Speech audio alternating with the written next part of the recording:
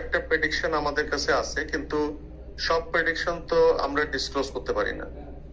আপনার এই প্রশ্নের উত্তর আমি একটাই দিতে পারি, সেটা হলো যে হাদি এখনো বেঁচে আছে। গুলির কিছু অংশ মাথার মধ্যে থেকে যাওয়া মোটামুটি অসম্ভব, কারণ হলো আরেকদিকে ছিদ্র হয়ে বের হয়ে গেছে, মানে গুলিটাই বের হয়ে গেছে। আমরা অপারেশন যেটা করছি সেটা হলো যে মগজ তো আঘাতে একদম টাইট হয়ে গেছিল, মগজ আমরা খুলিটা একদিকে খুলে দিচ্ছি যাতে মগজটা নরম হয়। হাদিকে কিন্তু আমরা পাঠাতে চাইনি, আমরা এখানে আইসিইউতে আমরা রাখতে চাইছিলাম। এটা হলো আমাদের চাওয়া যে ঢাকা মেডিকেলে আছে, এটা একটা মানে একটা অ্যাপেক্স ইনস্টিটিউট, এখানে অপারেশন হবে, সবকিছু হবে, কিন্তু আইসিইউ সাপোর্টটা আমাদের এখানে কিন্তু একটু ভালনারেবল, কারণ আমরা এখানে অ্যাটেন্ডেন্ট কন্ট্রোল করতে পারি না। অনেস্টলি স্পিকিং, আমরা অ্যাটেন্ডেন্স কন্ট্রোল করতে পারি না, কারণ কালকে যে পরিমাণ মানুষজনের ভেতর দিয়ে আমাদের এই মেইন অপারেশনের কাজটা সারতে হচ্ছে, এটা হরিবল। এটা দুনিয়ার কোনো জায়গাতে এরকম এক্সাম্পল কেউ দেখাতে পারবে না। করিডোরে, ওটিতে, ইভেন ওটির আশেপাশে সব সিভিল ড্রেসে লোকজন ছিল, আমরা এটা না করতে পারি নাই। বাইরের স্লোগান, আমাদের ডাইরেক্টর আর্মিকে ইনভাইট করছে, তারা এসে ম্যানেজ করছে, মানে একটা হরিবল একটা সিচুয়েশন। জি স্যার। এখন এটা একটা কারণ, এবং আমরা চাচ্ছিলাম যে পেশেন্ট সিএমএস এ যাক। সিএমএস এ আমাদের যারা নিউরোসার্জারি কলিগস আছে তাদের সাথে আমরা কথা বলছিলাম।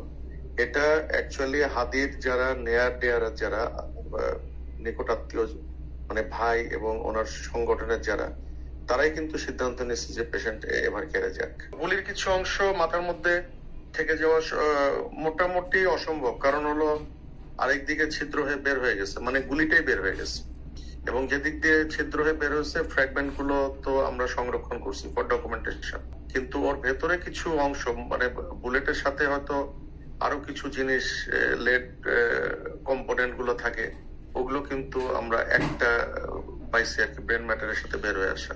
তো আর আমরা যে সিটি স্ক্যানটা করছি, এখানে কিন্তু মানে বুলেটের অস্তিত্ব বোঝা যায়, সেরকম কিন্তু আমরা পাইনি। সর্বোচ্চ চিকিৎসা এখন তো আমরা আইসিইউ ম্যানেজমেন্ট ছাড়া আর কিছু দেখছি না।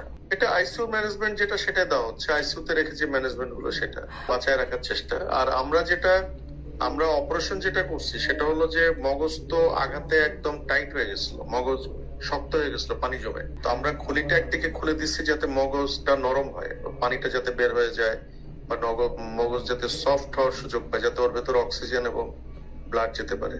এটাই হলো এই অপারেশনের বেসিক্স আর কি। চিকিৎসা বিজ্ঞানের ভাষায় এটা তো একটা প্রেডিকশন আমাদের কাছে আছে, কিন্তু সব প্রেডিকশন তো আমরা ডিসক্লোজ করতে পারি না। আপনার এই প্রশ্নের উত্তর আমি একটাই দিতে পারি, সেটা হলো যে হাদি এখনো বেঁচে আছে।